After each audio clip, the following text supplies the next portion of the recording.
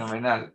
Manuel Pardo de Santayana es profesor contratado doctor de Botánica y Etnobotánica en el Departamento de Biología de la Autónoma de Madrid, donde se licenció en Filosofía y Biología y se doctoró en Biología. Lleva investigando sobre los conocimientos tradicionales sobre la biodiversidad desde 1998, cuando hizo su tesis doctoral en el Real Jardín Botánico sobre la etnobotánica en el sur de Cantabria. Sus investigaciones son interdisciplinares y se centran en distintos aspectos relacionados con el uso tradicional de las plantas, importancia cultural y evolución, producción, nutrición y sostenibilidad. Ha participado en 20 proyectos de investigación sobre esta temática y ha dirigido 7 tesis doctorales y numerosos trabajos de fin de máster, de licenciatura y de grado. Desde el año 2012 coordina y edita el Inventario Español de los Conocimientos Tradicionales relativos a la biodiversidad, del que se han publicado ya 5 volúmenes que os recomiendo muchísimo, son para tener, y en la actualidad se están preparando 3 más. Es autor de más de 150 publicaciones, incluidas 53 indexadas en Web of Science y 54 capítulos del libro. Ha publicado en revistas de alto impacto como Nature o Global Environmental Change, con más de 160 coautores, incluidos antropólogos, farmacólogos, nutricionistas, historiadores, agrónomos o biólogos. Es un placer y un privilegio tenerte hoy aquí. Así que cuando quieras, Manuel. Bueno, pues la verdad es que muchísimas gracias por la invitación. Para mí es un honor que os hayáis acordado.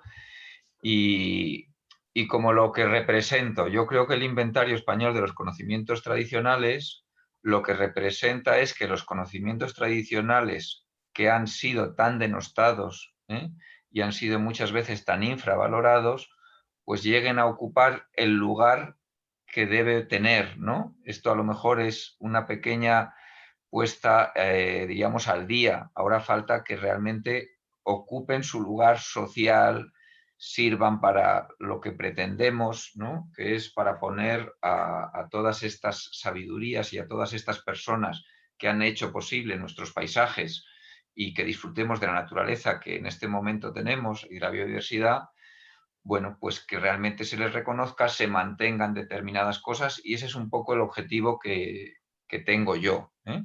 Un poco representar de algún modo aquellos conocimientos que han estado muchas veces escondidos y infravalorados, pues intentar que sirvan, y en este caso yo creo que en la educación ambiental pues son una herramienta que además cada vez aparece más. Hace muy poco estoy inscrito a Noticias sobre cuestiones de etnobotánica y vi un curso que habían hecho con un montón de personas en Ávila. Cada vez veo más noticias en las cuales se está utilizando como en el mundo de la educación ambiental, también en el mundo del turismo rural, con la educación ligada al turismo rural, cada vez se utiliza más todos estos conocimientos, ¿no? Y bueno, pues como veis, la idea es presentaros este Inventario Español de los Conocimientos Tradicionales, pues ver qué utilidades puede tener en el ámbito de la educación ambiental y en general, ¿no? Bueno, voy a, como veis, pues hacer en primer lugar una pequeña introducción sobre los conocimientos tradicionales, luego voy a presentaros en concreto el inventario y luego os voy a presentar una segunda plataforma que es otro proyecto de investigación que hemos creado que está íntimamente ligado al inventario, que se llama Conecte, Conecte de conocimiento ecológico tradicional y EDE electrónico. Bueno, pues eso lo dejaré para el final. Bueno, con respecto a la introducción, ¿de qué os voy a hablar? Pues primero el concepto e importancia de los conocimientos tradicionales, después voy a presentar el marco legal, en concreto la legislación española y cómo esta legislación está ligada a la legislación internacional. Perdonad, no estoy compartiendo mi PowerPoint, ¿no? No. Se me ha olvidado, vale, perdonadme. A ver, vamos a compartirlo. Estoy ya como en las clases, que tenía unos alumnos que les decía, vamos a ver, ahora dónde se comparte aquí en esta pantalla. Zoom lo he usado poco. ¿Abajo dónde? Compartir pantalla, vale. Sí. Es el ya del lo medio, veo. el icono del centro. Bueno, como solo estaba hablando de cosas, da un poco igual porque solo os estaba contando la estructura. Así que vamos a ver. Ahora ya sí, sí, ¿verdad? Ahora ya comparto la pantalla, ¿no?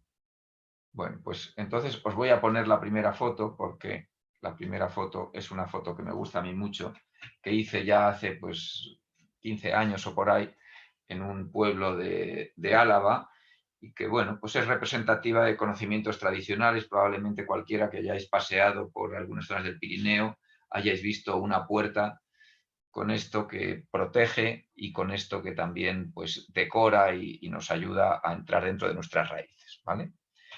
Bueno, pues nada, este es un poco el esquema y ahora la introducción. Os comentaba que os voy a hablar de los conocimientos tradicionales, de su marco legal y un poquito sobre los antecedentes del proyecto del inventario, ¿vale?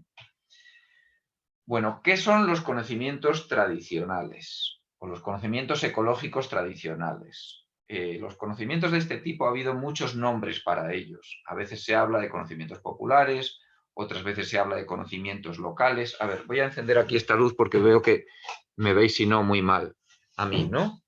Porque hay mucho contraste de luz. Voy a cerrar un poquito más la persiana, a ver.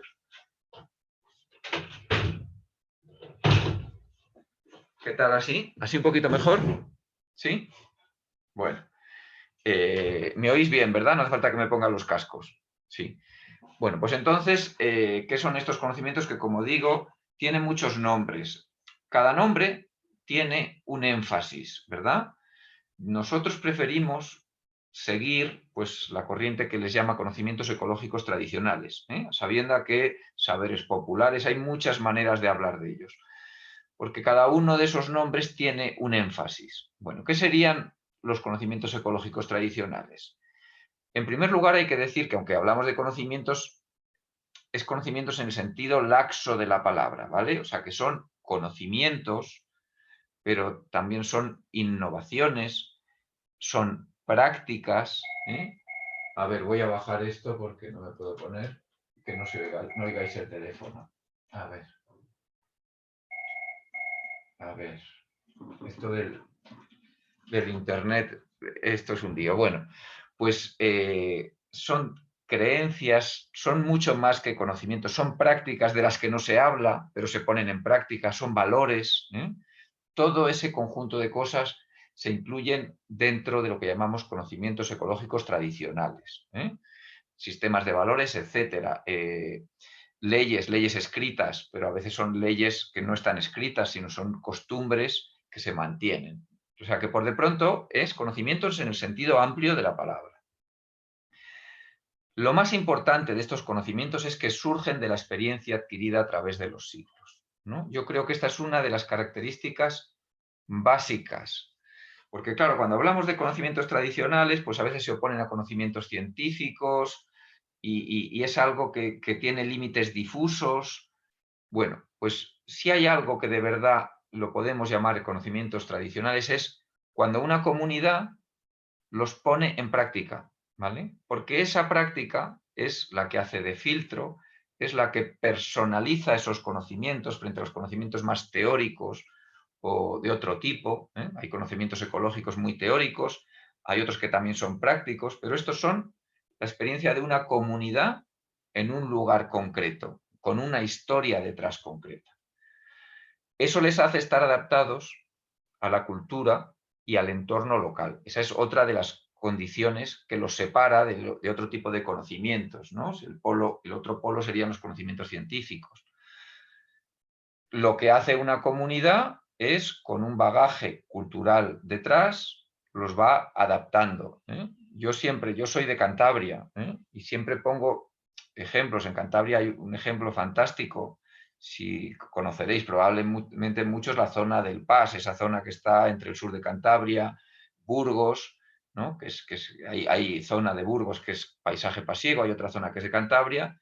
Bueno, pues en un ambiente ecológico absolutamente idéntico a otros, el paisaje no tiene nada que ver, ¿verdad? Porque hay una historia, una especialización de la vaca y es un paisaje totalmente donde la habitación es dispersa. Sin embargo, en otros lugares con una ecología idéntica, pues no se parecen en nada, hay grandes bosques, hay pequeños pueblos, no tiene nada que ver, ¿vale? O sea que el entorno influye en el entorno ecológico, pero la historia, la cultura, también influye muchísimo, ¿no? O sea que están adaptados en estas dos condiciones, ¿no? Por eso a veces también se habla de estos conocimientos y de esta diversidad como la diversidad biocultural, porque aquí lo cultural y lo biológico está inseparable, no lo podemos separar como dos cosas distintas. La siguiente característica que les diferencia es que, aunque todo conocimiento, por definición, es individual, lo tiene una persona, un conocimiento lo tiene una persona, sin embargo, estos conocimientos los definimos como colectivos, porque se crean, en realidad todo conocimiento se crea en una colectividad, ¿no? Pero los conocimientos tradicionales se crean en colectividades densas, en colectividades con mucha relación, con lo cual, si hay un especialista, el conocimiento del especialista es para la comunidad, no es para la persona, ¿eh? O sea que son colectividades en las que, perdón, lo colectivo, lo que es el grupo, tiene un peso muy grande en todo, donde unos se necesitan a los otros y entonces esta otra parte es básica, ¿no? Aunque el conocimiento sea diferente entre personas, no toda la comunidad tenga los mismos conocimientos, pero en principio son conocimientos colectivos, es decir, que alguien sabe más de curar vacas, pues es al que la comunidad va a pedirle que le ayude en curar vacas, ¿eh? O sea que es colectivo. La vía básica de transmisión, que es otra de sus características, es la vía oral, como bien sabemos. Lo cuentan los abuelos, lo cuentan los pares, lo cuentan, ¿no?, otros niños, otros pastores, y se transmite entre generaciones. Eso no significa que sea un conocimiento oral in tempore, no. Hay conocimientos que son que provienen de lo escrito, pero con los años, con la experiencia, ese mismo conocimiento se adapta a la cultura y al entorno local, se va transmitiendo y ya se hace, diríamos, oral. O sea que el origen no tiene por qué ser, no tiene por qué ser oral, pero si no ha habido transmisión oral, si no ha habido transmisión entre generaciones que le haga que tenga un pozo, pues no le consideramos normalmente es un conocimiento ecológico tradicional. O sea, un conocimiento que alguien ha leído y ha puesto en práctica, pero ni siquiera se lo ha pasado a la siguiente generación, pues no se le llamaría un conocimiento ecológico tradicional. Así que, por eso, apostamos por la palabra tradicional, porque tiene que haber un paso entre generaciones, que es el que, si no, no hay adaptación, ¿no? Adaptación se muestra cuando ha habido un paso en el tiempo. Otra de sus características es el formato, ¿no? Los formatos del conocimiento tradicional pues son muy distintos, ¿verdad? Por ejemplo, a veces son refranes para poder recordar cuándo es el buen momento para recolectar una planta, ¿no? Pues recuerdo el orégano, pues allí en el sur de Cantabria decían: si quieres orégano con buen gusto, por San Justo. San Justo es el 8 de agosto, eso hay que saberlo, claro. Si no te sabes el santoral, que es una manera más sencilla de saberse en los días del año, que es más fácil recordar justo que no 8 de agosto, pues realmente es la época donde allí florece, está en plena floración, es el mejor momento para coger orégano, pero van variando, ¿no? Así que tiene unos formatos que son fáciles de recordar frente a los formatos científicos o los formatos más teóricos, que son más difíciles de recordar. La nomenclatura botánica de los nombres populares es una nomenclatura que todos tendemos a utilizar. Yo soy botánico y estoy muy acostumbrado a la nomenclatura científica, pero la nomenclatura científica es difícil hasta de pronunciar. Entonces, es una realidad que las formas que tienen nombres, los conocimientos, pues son especiales. También hay formatos como los rituales, nunca estaría en un conocimiento científico, un ritual. Leyes, como he comentado antes, comunitarias, leyes que no están escritas en ningún lado. Hay determinadas actividades que el que las haga puede dejar la gente de hablarle por hacer eso. O sea, que te excluyen de la comunidad. hay cosas que solamente se ponen en práctica. Hay conocimientos tradicionales, por ejemplo, sobre pastoreo, en los cuales el pastor sabe perfectamente lo que hace, pero a lo mejor no ha hablado nunca de ello con nadie, nunca. Simplemente lo hace, lo practica, lo pone en práctica. O sea que tienen distintos formatos, ¿no? Muy distintos formatos. Y luego, por último, otra de sus características es que su fin último es práctico. Eso no quiere decir que todo sea práctico, porque hay creencias, hay vivencias, hay ideologías, ¿no? Pero al final el conocimiento tradicional es para saber recolectar, para recolectar de una manera, para poder llevar a cabo el cultivo, para poder pescar. O sea, tienen que ver con la explotación de los recursos naturales. Esto es por eso llamamos ecológicos tradicionales. Tienen que ver con todo esto. Entonces, su fin último es práctico, aunque muchos de ellos sean teóricos en el sentido de que nos interpretan incluso el origen de la vida, cosas de este tipo, pero básicamente la gran mayoría son prácticos. ¿Vale? No sé si os ha quedado más o menos claro. ¿Tenéis alguna pregunta sobre estas como principios básicos? ¿Qué es lo que les hace diferentes de otro tipo de conocimientos? Si tenéis alguna duda, pues me interrumpís y si no, yo continúo. Bueno, por poner algunas cosas en concreto sobre estos conocimientos tradicionales, como tenéis aquí en esta diapositiva. Son muy, muy, muy, muy, muy amplios, ¿verdad? Pero son complejos. En primer lugar, pues tenemos que saber, como veis aquí, dónde y cuándo conseguirlo. Es decir, un recurso puede estar en un lugar y puede ser escaso, puede ser común, pero el cuándo puede ser muy importante, porque una planta puedes recogerla, una planta medicinal, en un momento del año en el cual sus principios activos, su olor, etcétera, no están en pleno apogeo, lo comentaba con el orégano. Entonces el cuándo es importante, no solamente el dónde. ¿Cómo reconocerlo? Esto es fundamental porque todos sabemos que si me equivoco puedo desde morir a ponerme muy contento. Si me equivoco, cojo una seta que es venenosa, me muero. Sin embargo, una muy parecida puede ser comestible. Con las plantas medicinales pasa lo mismo. No sé si conocéis uno de los libros clásicos dentro del mundo de las plantas medicinales y tradicionales de España, es Fonquer. Fonquer pues, recoge una historia de una persona que le regaló, ni más ni menos, que un licor que se supone que era de genciana, un licor aperitivo, se equivocó y le dio una planta venenosa y mató al que lo invitó. O sea que el cómo reconocerlo es muy importante porque hay muchas plantas que se parecen y una tiene una utilidad y otra es venenosa y peligrosa, ¿no? ¿Para qué sirve? Pues esto es otra de las cosas básicas del conocimiento tradicional, pero cómo prepararlo es fundamental, porque bien preparado, todos lo sabemos, una comida pues, puede ser maravillosa y preparada, mal preparada, pues no es nada atractiva y pierde todo su interés.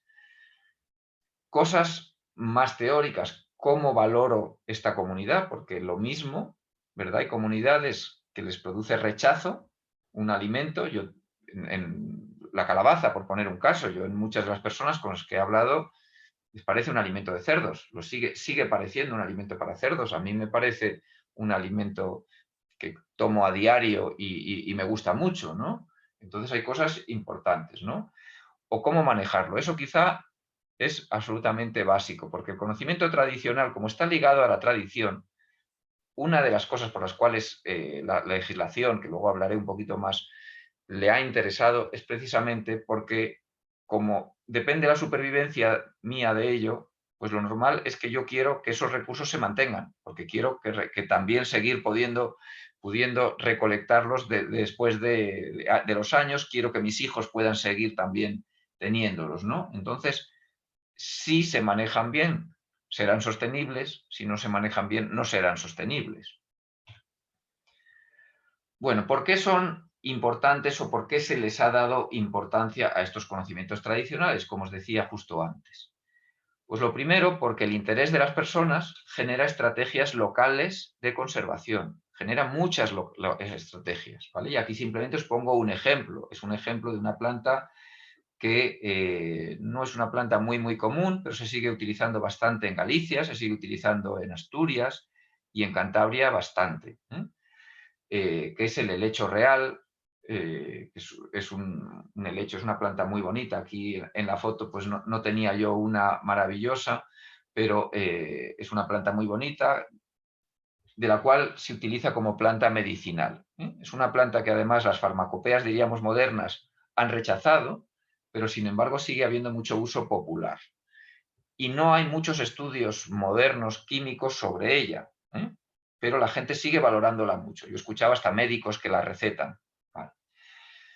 Bueno, pues como no es una planta muy común, los recolectores les preocupa que no es muy común y que en un momento dado en determinadas zonas incluso la van a buscar y ya no está y cosas de este tipo, ¿no? Entonces, aquí simplemente como ejemplos pongo algunas de las estrategias locales de conservación. Una, que los que cogen setas, pues todos, si habéis alguno cogéis, lo sabéis, es no contárselo a nadie. Esta es la primera. ¿Tú coges esto? Sí, ¿dónde? Pues no te lo dicen, ¿vale? Es una manera interesante, ahora que estamos precisamente en el mundo de la información y que, por ejemplo, pues las grandes bases de datos sobre biodiversidad nos dicen dónde está tal planta, dónde está tal otra. Bueno, pues también se utilizan ese tipo de estrategias con plantas que son escasas, estas no publicarlas, ¿no? Pues a escala local se hace.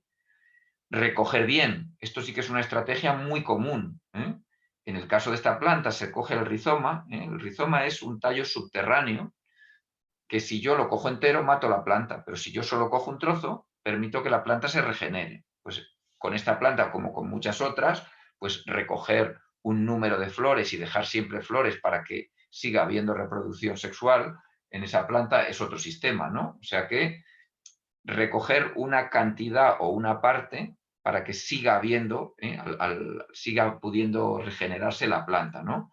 O cultivar. Ese es el siguiente sistema. En vez de ir a la naturaleza, pues yo la cultivo y así no tengo que ir a la naturaleza a por ella, ¿vale? Son cosas muy sencillas, pero estas cosas sencillas son las que al final han hecho sostenible el conocimiento tradicional, estas u otras muchas.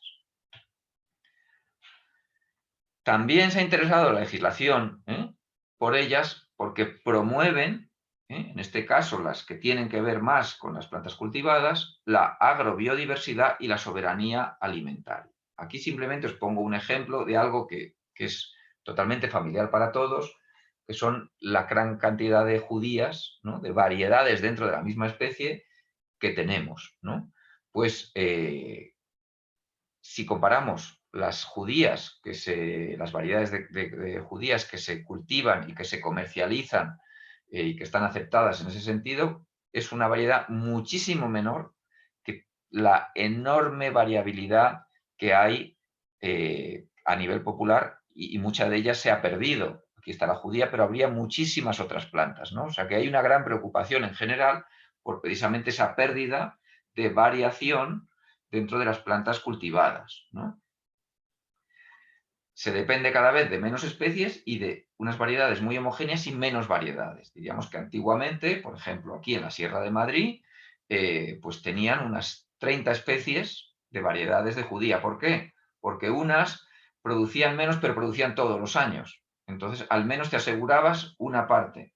Otras tenían una resistencia muy grande a la sequía. Entonces, estas las poníamos y si ese año era seco, de estas teníamos también. Otras eran por cuestiones culinarias.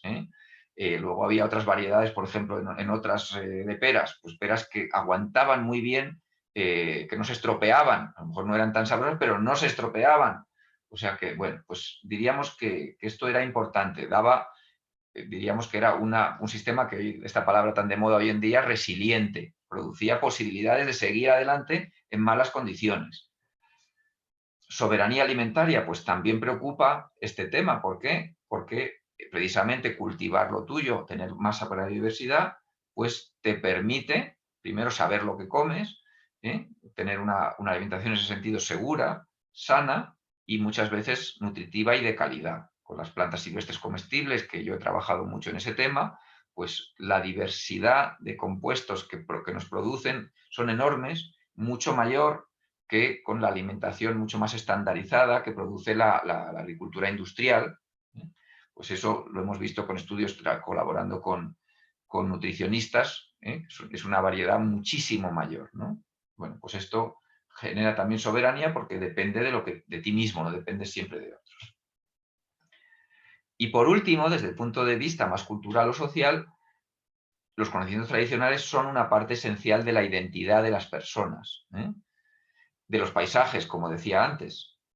Esas actividades al final son las que han modelado el paisaje, y son relevantes en el día a día, son los sabores de mi cultura, de mi pueblo, de mi comarca. Pues aquí tenéis un ejemplo de las zonas donde se cultiva el azafrán. Pues en esas zonas es muy importante la época de recolección, fiestas asociadas a la recolección del azafrán.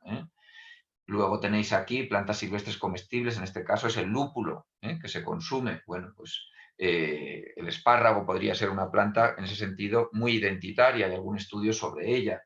Las cesterías, pues todos lo sabéis, en algunas zonas se utiliza sobre todo cestería como esta que veis de Avellano. Esta es precisamente un pasiego que hizo este cesto, lo hizo para mí, me enseñó cómo hacerlo y lo hizo, ¿no? Pero hay otras zonas donde la cestería predominante es de caña, hay otras donde la cestería predominante es de esparto, ¿verdad? Y luego se utilizan varios tipos de cestería en las distintas zonas. Así que este tipo de conocimientos en general la gente los valora mucho, pues porque son parte de nuestra identidad. Yo me acuerdo en el pueblo de mi mujer alguna vez que quise comer collejas, que es una planta silvestre, su nombre científico es Silene vulgaris, y le llamó la atención a una tía de mi mujer, me decía, anda, si te gustan las cosas del pueblo. Esta planta la comen en ese pueblo y en muchísimos otros pueblos, pero lo identificaba claramente como algo identitario, porque ya veía que en la televisión no se hablaba de comer collejas y que los que no eran del pueblo, pues no se interesaban por esto, mientras que solamente unos cuantos del pueblo eran los que seguían manteniendo este tipo de costumbres. Bueno, como sabéis, este tipo de conocimientos se han perdido muchísimo. Hay muchísimos motivos y simplemente aquí os pongo dos centrales. Uno, la estandarización ligada a la integración en el mercado y la globalización, ¿verdad? Que ha traído, como todos sabemos, despoblación, envejecimiento, intensificación agrícola, mejora de comunicaciones y transformación de los ecosistemas. Son procesos que los estamos viendo y que siguen produciéndose.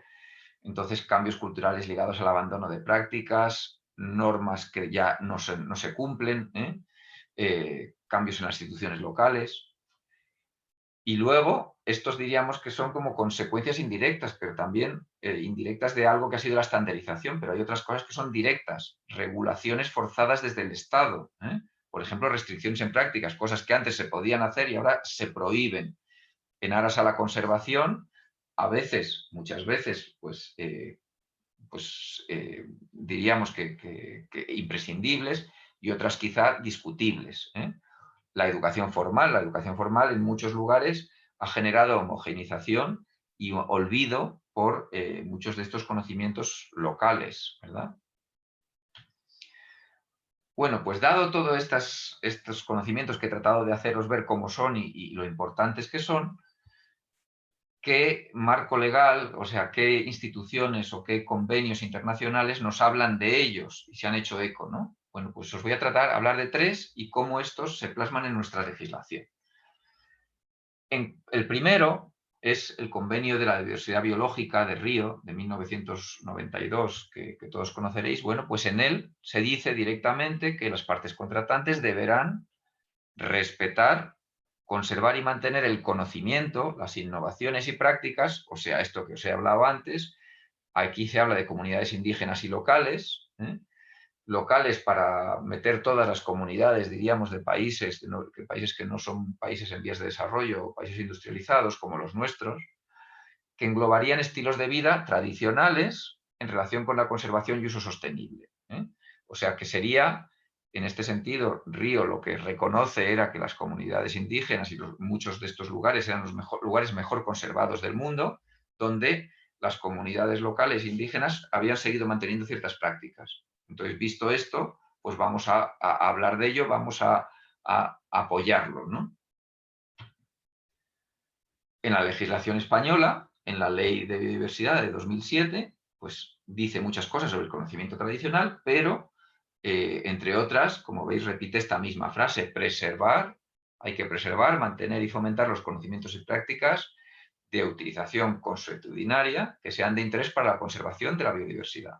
Y dice esa ley que hay que hacer inventarios, varios inventarios de biodiversidad, y uno de ellos, esta ley que recoge, es el Inventario Español de los Conocimientos Tradicionales relativos al patrimonio natural y la biodiversidad. Lo dice ya la ley. Cuando se hace esta ley existían ya muchos inventarios de patrimonio, el inventario sobre bosques, inventarios sobre plantas exóticas, inventarios sobre zoológicos, inventarios sobre plantas protegidas, pero no existía este inventario. Otro tratado internacional importante relativo a los conocimientos tradicionales es el que tiene que ver con las plantas cultivadas, y es el conocido como TIRFA, Tratado Internacional sobre los Recursos Fitogenéticos para la Alimentación y la Agricultura. O sea que es el que quiere proteger la agrobiodiversidad, por así decirlo. En él se dice que se quieren proteger y promover los derechos del agricultor.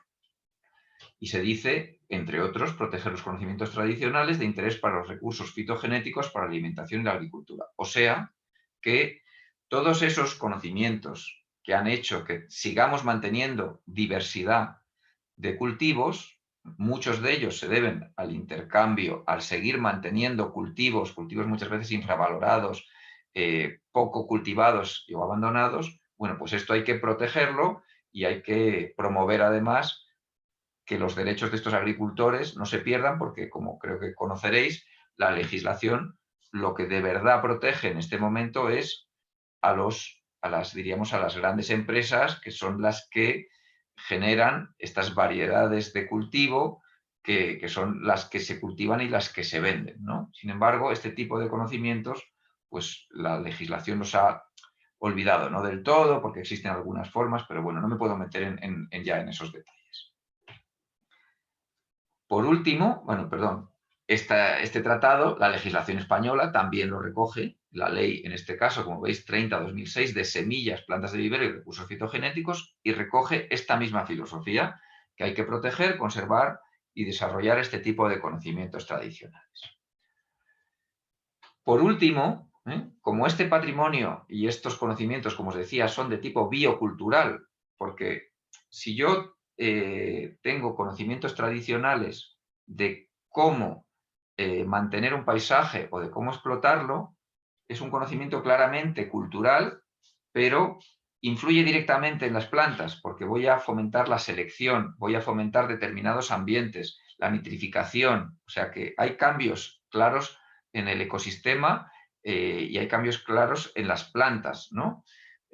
Bueno, pues la parte más cultural, la Convención para la Salvaguardia del Patrimonio Cultural Inmaterial, este tratado internacional, también nos habla de ellos. Nos dice que debemos adoptar medidas para garantizar la salvaguarda general de la cultura inmaterial y, entre otras, no me meto en detalle, pero se habla que hay que identificar, definir todo lo que tiene que ver con este patrimonio cultural inmaterial, como son, y luego lo dice, los conocimientos tradicionales sobre plantas, etcétera, etcétera, ¿vale?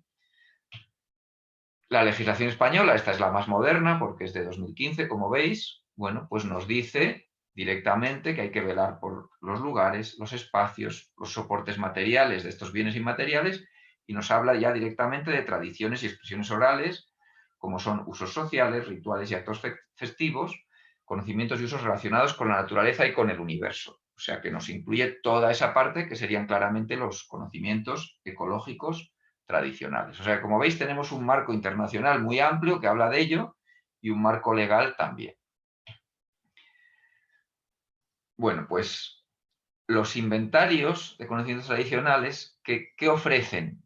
¿Por qué la legislación los habla de ellos? Hay muchas maneras de conservar conocimientos tradicionales.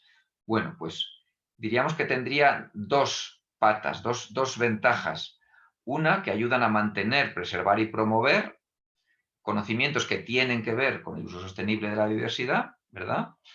Si tú hablas de ellos, si les pones en valor, los promueves, los preservas al menos en un formato en papel o electrónico, ¿no?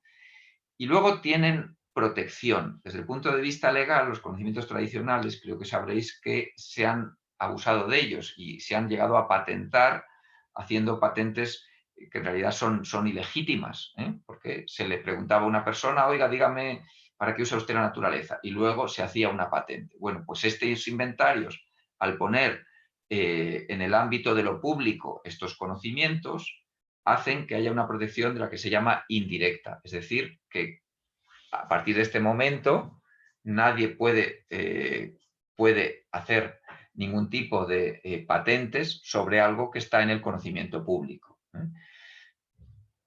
De la otra manera era más fácil porque en la medida en que yo oculto el origen de mi información, pues puedo patentar, ¿no? Pero aquí ya, como se ha hecho pública, pues ya no se puede, ¿no? Y tratan de promover también la participación justa de beneficios, que es algo de lo que nos habla ya el CBD, ¿no? El Convenio de Biodiversidad y luego el Protocolo de Nagoya y todo esto, que es que si nosotros sacamos beneficios sobre algo, pues las comunidades locales tienen que tener también beneficios. Bueno, pues con todo este que estoy hablando, me estoy enrollando muchísimo, los antecedentes, lo que surgió es que el Ministerio en 2012 sacó un proyecto que era el Inventario Español de Conocimientos sobre la Biodiversidad, en el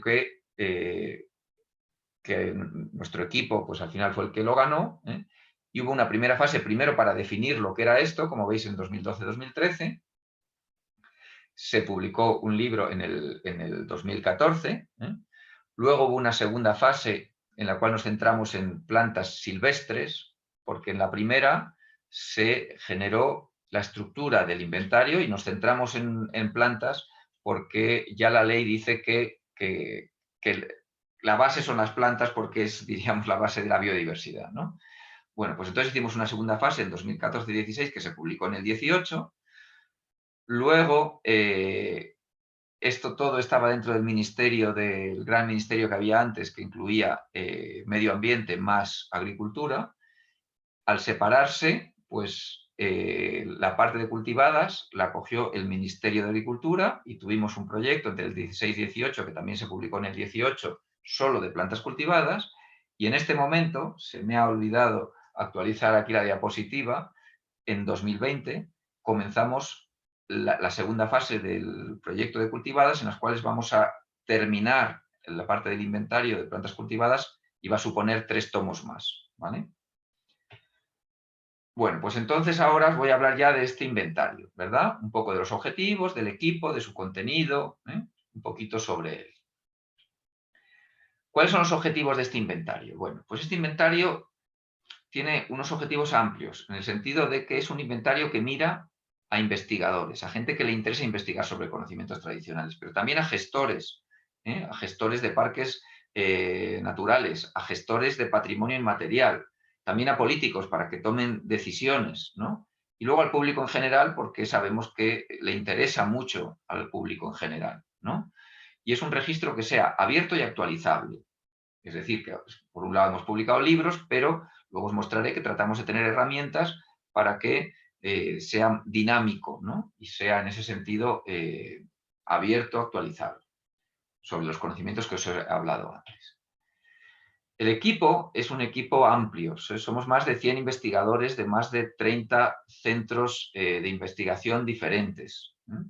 Somos gente de todas las comunidades autónomas y luego de distintos amplios. Os decía al presentarme, pues tenemos antropólogos como Victoria Reyes García o como Honorio Velasco.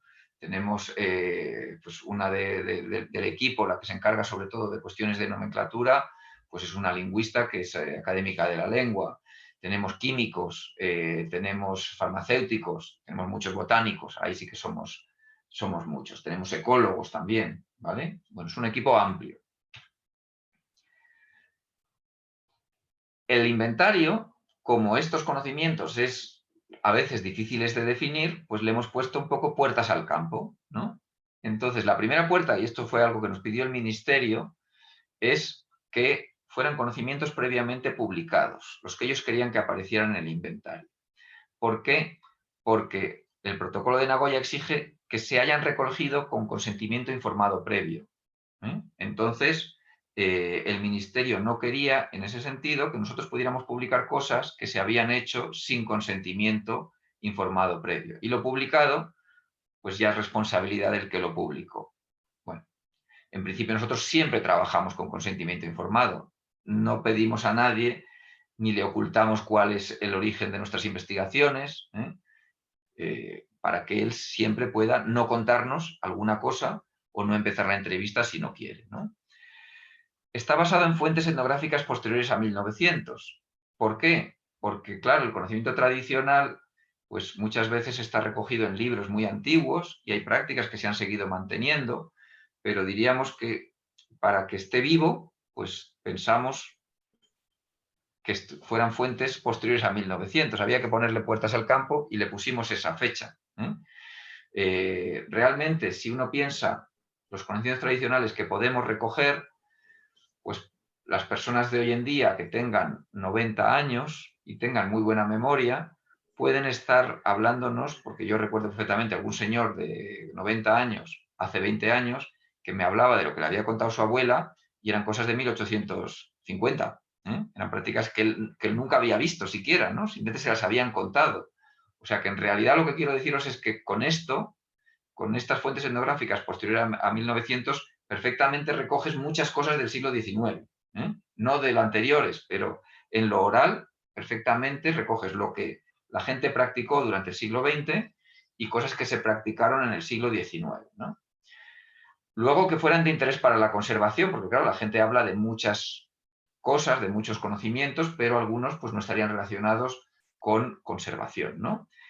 Y luego pusimos que fueran cosas que al menos hubieran practicado 2 generaciones, ¿verdad? Esto es difícil porque a lo mejor hay cosas que llevan 20 años practicándose, están muy asentadas, pero pensamos que cosas que en principio, diríamos, una generación se las hubiera transmitido a la otra, ¿no? Eso pusimos también como límite, ¿no? Porque había muchos que decían, no, algo que está ahora muy generalizado por mucha gente y lo hace mucha gente, deberíamos ya considerarlo. Pero otros decíamos, ya, pero ¿y si es una moda pasajera? ¿Va a influir de verdad esto en la conservación? Es una moda que se pasa, pasan 10 años y no lo vuelve a hacer nadie. Bueno, pues por eso tomamos esta decisión. En cuanto al contenido, pues sería un inventario sobre plantas, sobre toda la biodiversidad, plantas, hongos y animales, aunque centrado en plantas, tanto sobre nombres como sobre usos, y luego lo diseñamos como algo también sobre ecosistemas, porque hay muchas prácticas tradicionales que no se centran en cómo se maneja una planta, sino cómo se maneja un paisaje, y no importa una planta concreta, ¿no? Entonces, por eso, en el primer libro tenemos también fichas de inventario de ecosistemas, ¿vale? Esto es uno de los problemas de este inventario, que es un inventario infinito en realidad. ¿Por qué? Porque solamente el inventario de plantas llevamos en este momento 5 volúmenes, nos quedan 3 y nuestro cálculo era que daban otros 3 para las plantas silvestres. Pues animales serían otros tantos y ecosistemas pues serían otros tantos. Entonces, bueno, pues es una idea utópica, es lo que os quiero transmitir, que nos puede dar para toda la vida, pero no importa, ya está en la legislación, ya hay un método. Entonces, si hay equipos de gentes con capacidad de hacerlo y con ganas de hacerlo, tiene la herramienta para hacerlo. Que yo no lo hago, yo me jubilo solo con el de plantas, no me pasa nada, yo estoy contento, ya vendrá otro. Bueno, herramientas. Pues para poder hacer un inventario así era necesario tener una clasificación, una selección de fuentes, porque hay tantas fuentes que nos hablan de esto, una base de datos para poder trabajar y analizar y unas fichas, ¿vale? Voy a ir un poco rápido porque me estoy enrollando muchísimo, perdonadme. En cuanto a la clasificación, era necesaria una clasificación jerárquica para poder ordenar, porque es que estos conocimientos nos hablan de toda la vida, ¿no? La hicimos en 2 categorías de uso, con 13 categorías principales. De esta manera que nuestras fichas, pues veremos que todo va a ser metido o como alimentación humana, alimentación animal, medicina, veterinaria, uso tóxico y combustible, combustible, construcción, industria, todo lo que veis aquí. A sabiendas de que hay muchas cosas que están entre medias. Por ejemplo, si yo me tomo arroz porque tengo, ¿no? Estoy suelto. ¿Eso qué es? ¿Medicina o alimentación? Pues es las dos cosas, ¿vale? Bueno, pues lo que quiero decir que esto es una cosa totalmente artificial, lo sabemos, pero no hay más remedio que para poner orden y para poder transmitir, pues hay que hacerlo. Aunque es artificial y sabemos que lo es. Fuentes, pues se creó un repositorio, como somos un equipo de gente de toda España, pues entre todos, que tuviera variabilidad temática, pudiera hablar de plantas medicinales, pero también comestibles, territorial, que nos hablara de los distintos sitios, y también taxonómica, o sea, que no solamente reflejara un grupo de plantas o un grupo de animales o lo que sea. Y luego una base de datos. Aquí no me voy a meter, como ya os pasaré la presentación, pues lo podéis ver, pero por el tiempo que llevo no me voy a meter en estos detalles. Vale. Es una base de datos pues sencilla en la que se pudieran hacer búsquedas. Y voy a pasar ya a los resultados, ¿vale? Bueno, en cuanto a las fichas, bueno, pues estos libros de los que os he hablado, ¿de qué nos hablan? Vale, pues tenemos el primera fase del inventario, que hicimos 55 fichas, 46 fichas de plantas, 3 de hongos y líquenes, porque sabéis que los líquenes son hongos, ¿verdad? Luego 2 de animales, porque eran modelos, 2 de minerales, porque este inventario, si al principio os lo dije, era sobre el patrimonio natural. Luego el ministerio dijo que el ministerio de los minerales, que lo hacíamos para que otros se encargaran, porque consideraban que no era de sus competencias, sino que tenía que ser el Instituto Geominero el que se encargara. O sea, que esto en realidad fue también un intento para apoyar que otros hicieran inventarios. No sé si conocéis, pero por ejemplo hay un grupo importante en España que trabaja sobre salinas, ¿no? O sea que hay un montón de gente interesada en recursos minerales. Las fichas de ecosistemas hicimos 2, ¿vale? Con la segunda fase, pues el avance fue muchísimo mayor. Hicimos 660 fichas de plantas en concreto. Y luego con el inventario de plantas cultivadas, pues hemos hecho 50 fichas, de las cuales 30 son especies, diríamos, de plantas y luego 20 son variedades emblemáticas de ellas. Por ejemplo, pues 3 tipos de aceituna, que sabéis que variedades de aceituna pues hay muchísimas. Bueno, pues aquí solo hemos pretendido una pequeña.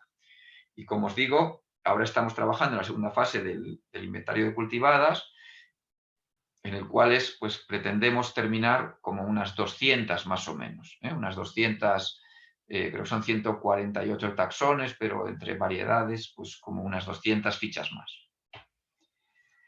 Aquí tenéis lo que ya está publicado, que sería el primer volumen de la primera fase, la segunda fase, y luego aquí tenéis. Esto está publicado y se puede comprar tanto en papel como online. Os lo podéis descargar online y es gratuito.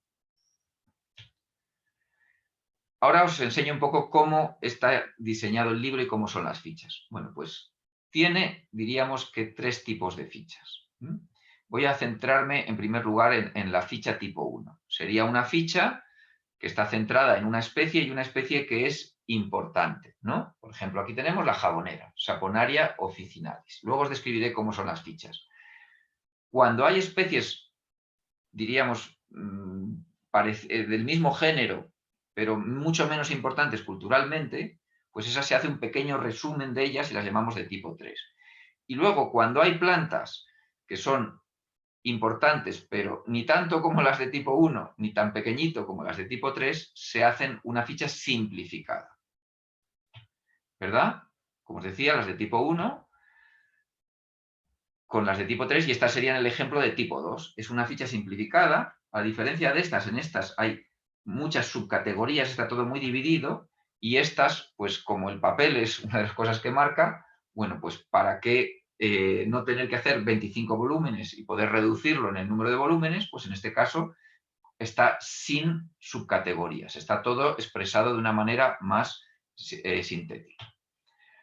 Y aquí os presento un poco una ficha, ¿verdad? En este caso la de la jabonera Saponaria officinalis. Bueno, en primer lugar se pone el nombre científico, luego se abre, como es un inventario que lo promueve el Ministerio Antiguo de Medio Ambiente, hoy en día de Transición Ecológica, pues si son plantas que tienen algún tipo de protección, se indica todo esto. Luego, por una manera fácil y simbólica, se ponen unos simbolitos para que ya sepamos los usos principales de la planta, ¿no? Para que sea algo divulgativo. Entonces trata de ver, como os he dicho, los objetivos de ser algo divulgativo, pero por otro lado técnico, ¿eh?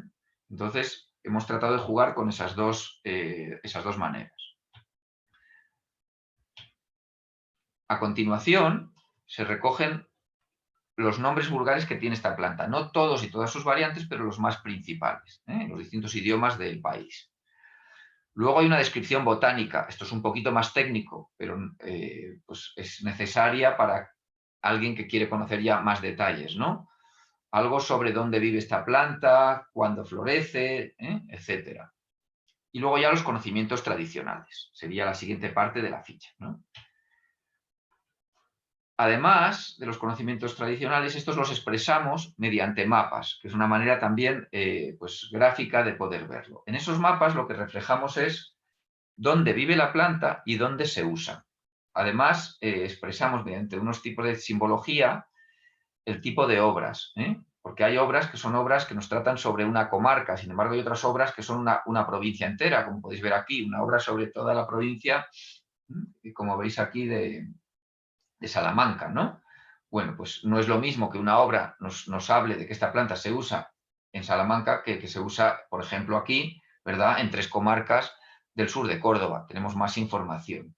Entonces, lo que reflejan estos mapas es un rayado donde vive la planta, en este caso en toda España, incluso en todas las islas, como podéis ver, esta planta de aquí, que es la colleja de las que os he hablado previamente, y vemos cómo se usa solamente en algunas zonas. O sea, hay zonas donde no se usa esta planta. Sin embargo, esta otra, que es una planta protegida, Ramón Damiconi, pues en toda la zona del Pirineo, que es donde vive, se usa.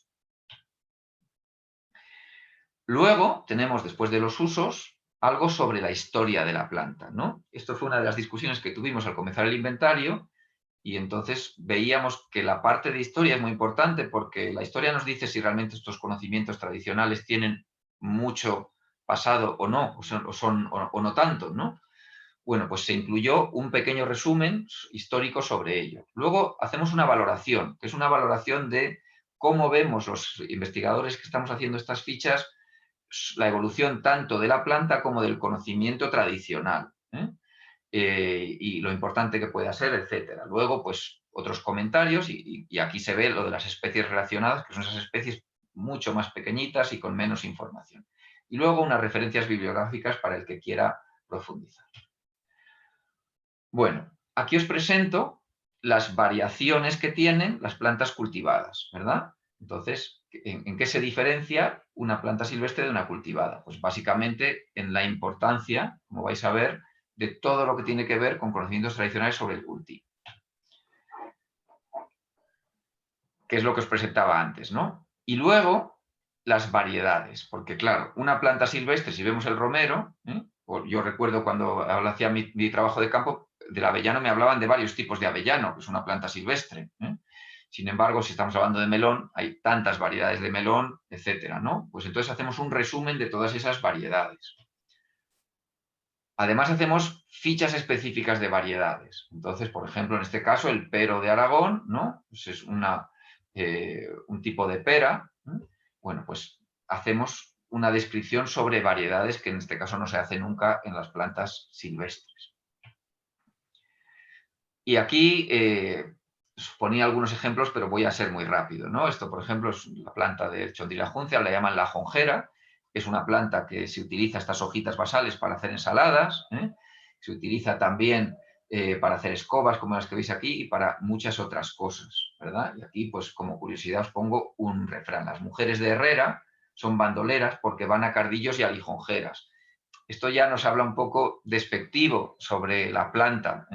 Esta planta la he comido y es exquisita, está muy rica y es una planta muy común. Es una de las plantas, por ejemplo, en el entorno por aquí de Madrid, de las más comunes que hay.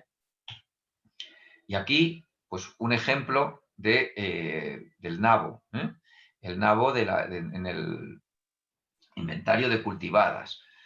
En este caso, pues tenéis aquí, no sé si sabéis, pero en realidad los nabos pertenecen a 2 incluso especies distintas. Este es el nabo comestible más frecuente. El Brassica pertenece a Brassica rapa, porque luego estaría lo que se llama en otros lugares el colinabo, que serían los amarillos. Pero bueno, ahora me centro en el nabo, ¿no? Pues aquí tenéis, por ejemplo, pues la fiesta del Jarramplas, que es una fiesta de interés turístico nacional, en las cuales lo que hace la gente es le lanza nabos al Jarramplas, que es un poco el tótem en el cual se desahoga todo el pueblo sobre los males que ha pasado ese año, etcétera. Bueno, pues ya sabéis que es comestible, etcétera. No me meto en detalles porque voy un poquito mal de tiempo, ¿no? Bueno, aquí simplemente algunos datos. ¿Cuántas especies sabemos que hay en España? Pues fijaros, en torno a 2.500 plantas, plantas angiospermas, o sea, plantas de estas que son plantas con flores, ¿no? Tendríamos helechos, pues otras 50 especies y otros grupos, pues menores. Es una diversidad tremenda, es lo que os quiero un poco transmitir. Aquí simplemente familias botánicas, esto me lo voy a saltar. Las margaritas y esta familia sería la que tienen más. Usos, pues fijaros, aquí me voy a detener un poco más. Solo en medicina más de 1.400 especies se han utilizado en nuestro país. Es una barbaridad, es enorme. En alimentación animal, fijaros, más de 1.000 especies. Lo que quiero decir es que si pensamos cuántas se comercializan a un nivel industrial, o sea, los números no llegan a 200, pero en alimentación humana 800 especies, ¿vale? Es una riqueza de conocimientos brutal. Eso es lo que sí que os quiero transmitir. Brutal, tremenda. Es una riqueza enorme. ¿Qué llevamos hecho del inventario? ¿Qué nos falta? Que antes os he transmitido un poquito. Bueno, pues fijaros, nuestra idea es que tenemos realizado en torno al 55% y nos queda el 45%. Eso en cuanto a, como veis, registros de uso. Sin embargo, son muchas más las especies. ¿Por qué? Porque hemos hecho especies importantes, mientras que hay muchas especies pequeñitas y de pocos usos que no las hemos trabajado en las fichas. O sea, que quedan muchas fichas, pero queda más o menos, lo que quiero decir es la mitad de la información, pero más de la mitad de las fichas por hacer. Eso es lo que os quería transmitir con esto. Bueno, y aquí ya por último os presento una plataforma digital de ciencia ciudadana que se abrió en 2017 y que, bueno, pues es una manera de abrirnos, diríamos, a los nuevos tiempos.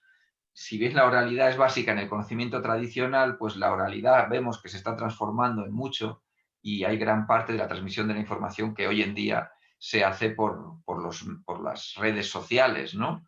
Bueno, pues con esa idea creamos esta página web, ¿verdad? Que es una página en la cual cualquier persona puede participar y lo que queríamos promover es la documentación, ¿no? Continuar con esa documentación del conocimiento tradicional, que la gente pudiera compartir su conocimiento tradicional con el sistema que hay y luego protección, también protección de estos conocimientos utilizando licencias de copyleft en vez del copyright. Es decir, que nosotros veíamos que los conocimientos tradicionales se han basado en el compartir, eso es en lo que se han basado, yo comparto lo que tengo, las sociedades nos han compartido la patata, nos han compartido el maíz, otros han compartido el trigo, y no ha sido el mundo de la protección, las patentes, etcétera, lo que ha hecho evolucionar los grandes intercambios, ¿no? Entonces nosotros hay distintas estrategias sobre el conocimiento tradicional. Nosotros somos de la base que se ha partido de compartir y la idea es sigamos compartiendo porque va a tener más ventajas compartir de una manera abierta que protegiendo lo nuestro para que nadie nos lo robe o nos lo quite. Bueno, esta página web, ¿no? O la idea de este proyecto, pues se basa en que hay muchas personas con conocimientos tradicionales, ¿no? Hay una página web que se llama Conecte, ¿no? Y tenía como varias patas. Cualquier persona que quiera puede participar en Conecte. Luego estaría el equipo grueso que lo hemos diseñado. Luego la red de semillas, que es un colectivo de todo el país, que son los que más han hecho por la conservación de las variedades de semillas por el país seguro. Son muy activos y han una gran cantidad de proyectos y han fomentado y también con una influencia política por ayudar a que se respeten y se valoren estas variedades que no estaban ni en los registros ni en ningún lado. Y luego, en este caso de este proyecto, se habló con las escuelas agrarias de Cataluña, que también colaboraron, ¿no? Y aquí os presento la página web, ¿eh? Es una página web en la cual si uno quiere saber de plantas, pues puede picar sobre esto. Luego, si quieres saber específicamente sobre variedades de esas plantas, o sea, si yo quiero saber generalidades sobre la patata, entro en la pestaña de plantas. Si quiero saber sobre variedades de patata, entro en variedades tradicionales, ¿no? Y aquí hemos volcado la información de la base de datos del inventario, más las aportaciones personales que ha ido poniendo la gente, ¿eh? Tiene también unos mapas para que si uno quiere saber sobre qué cosas se han practicado en mi pueblo o en mi comarca, pues puedo verlo, ¿eh? Y tiene mucha información. Pero la realidad es que una de las cosas que sí que os tengo que contar es que, por ejemplo, de los 100 y pico mil, hay como 180.000 registros en esta base de datos en este momento, pues 5.000 son aportaciones nuevas, ¿eh? O sea que lo gordo es que la base de datos del inventario, con todas esas obras que hemos ido metiendo, la hemos volcado aquí. Por ahora diríamos que está siendo más un lugar de consulta que un lugar de intercambio, ¿vale? De intercambio entre novedades. Tiene también otras pestañas, pero la realidad es que la de animales está en construcción. La de cambio climático no se desarrolló bien tampoco, y luego la de ecosistemas tiene solo unas pocas fichas porque es un poquito complicada. Pero bueno, os animo a que si os gusta y os interesa el tema, pues nosotros lo vemos que tiene mucho potencial para la educación ambiental, ¿eh? Yo, por ejemplo, he dirigido algunos proyectos de fin de carrera en los cuales lo que hacíamos era en un pueblo, pues que los niños entrevistaran a sus abuelos y luego volcaran la información aquí. Bueno, pues puede ayudar a dinamizar, ¿no? Yo lo veíamos mucho y por eso utilizamos las escuelas agrarias. Por eso también os lo quería contar, ¿vale? Como ya se me está yendo el tiempo, casi prefiero dejar por lo menos, no os doy estos datos, os pasaré el PowerPoint por si lo queréis ver, y termino con las conclusiones, sobre todo por si queréis hacer alguna pregunta para que la podáis hacer y no comerme el tiempo de los siguientes. Bueno, como en conclusión, estas dos plataformas, el inventario y Conecte, ¿qué es lo que ofrecen? Recursos que sean abiertos, ¿no? Que cualquiera pueda participar, que también sean accesibles, que sean fáciles, que fomenten la difusión y el intercambio de conocimientos, ¿no? Y sobre todo os he intentado transmitir con esos números que nuestros conocimientos etnoecológicos son brutales y están abandonados y olvidados, tienen un potencial grande, ¿eh? Algunos no, algunos son para olvidar, porque todos sabemos que hemos hecho barbaridades. Entonces, lo suyo es olvidarlos, no pasa nada, hay de todo, ¿eh? Pero son la minoría. La gran mayoría son conocimientos interesantes y importantes. Y creemos que promueven el desarrollo rural sostenible, porque son los conocimientos que nos han traído hasta aquí, que están basados en la experiencia, que en la mirada de la población rural, que es una mirada que ahora parece que se quiere volver, pero yo también lo veo que se quiere volver de una manera muy técnica, que hay que tener esa mirada muy técnica, pero la gente que vive en un lugar tiene mucho que decir sobre su lugar, ¿no? Y este inventario que está basado en la etnografía, ¿no? En la etnobotánica, para nosotros eso es básico, ¿eh? Si algo no se mira con los ojos de la gente, no acaba teniendo éxito, porque la gente no lo acepta, va a hacer otras cosas. Entonces, hay que ponerse en sus ojos, hay que ser empáticos, hay que ver y construir juntos, pero desde la gente, ¿no? Esa es un poco nuestra filosofía. Bueno, y perdonad que me haya enrollado, ¿eh?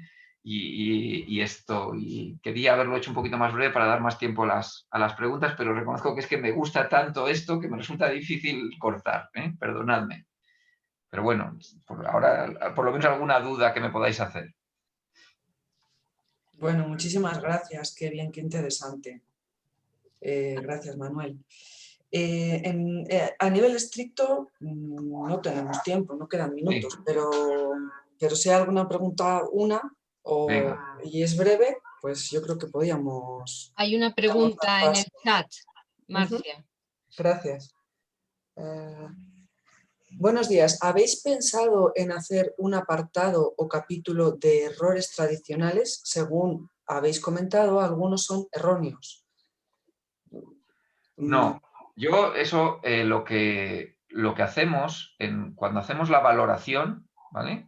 De esas fichas, en esa valoración sí hacemos una valoración. O sea que si nosotros hacemos una ficha, por ejemplo, sobre la manzanilla de Sierra Nevada, que estuvo muy de moda porque hubo un pastor que, si recordaréis, hace años le pusieron una gran multa, ¿vale?